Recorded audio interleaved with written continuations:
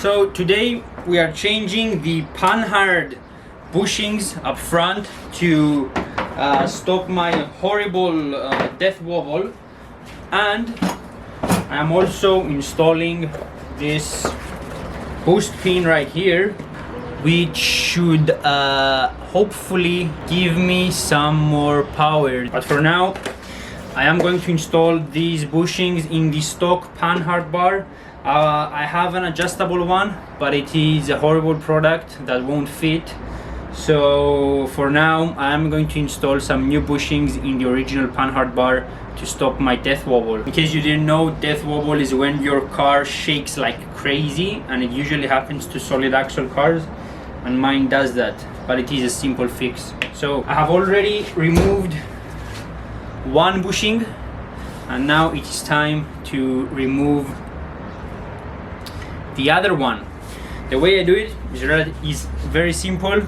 I just take sockets, I put a socket that is thin enough to go through the actual Panhard bar, and on the other side I use something thick like this just to space it out on the vise so the bush can pass through. This is definitely the easiest and the most DIY way to remove bushings.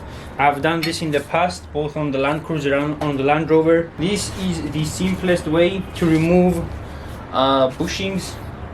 If you can do it at home, you just need a vise and some pipe. No hydraulic press needed. You will need some strong arms though. So if you have an old Land Rover and you fix it yourself, I would suggest going to the gym.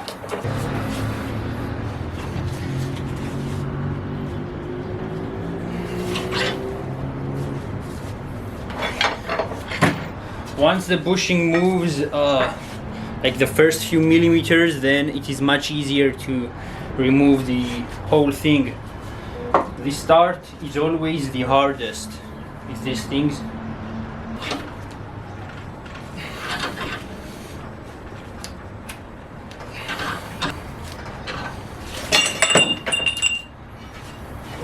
And that's it.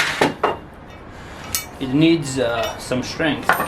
If you can't get this out, try cutting it from the inside until you cut the outer shell with a saw or something, and it will make taking this out easier. You can also use some heat. These have only been in there for 6 months or so, and they are already rusty. Now these ones should be much easier to put back on because they are poly bushes, so you just squeeze them in and they go, hopefully.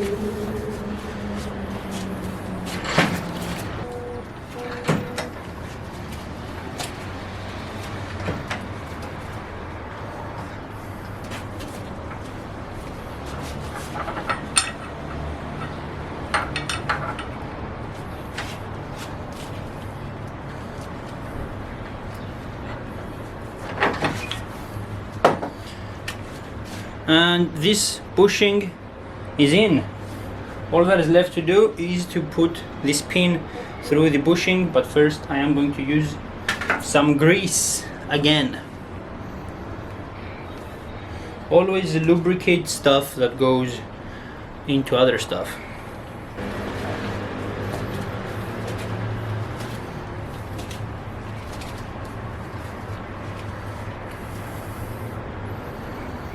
So this thing is in. These poly bushes always like to bulge out on one side, but this is going to be fine. I am going to do the same process for the other side, and then we'll go down, install it on the car, and install the boost pin as well. Getting this thing back on the car, it's just a matter of putting back the 2 bolts you took off. Some persuasion will be needed.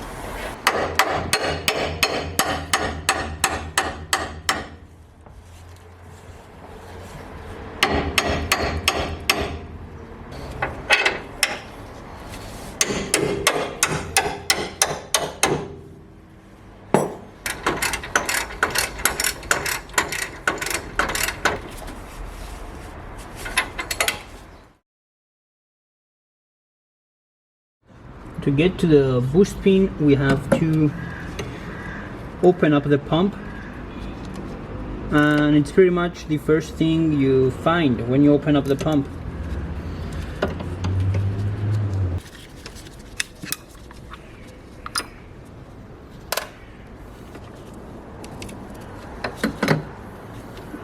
So this is the original boost pin that we are going to be replacing. To replace it, you just unbolt this nut right here and then screw the new pin back on. So this is the upgraded boost pin and this is the old one.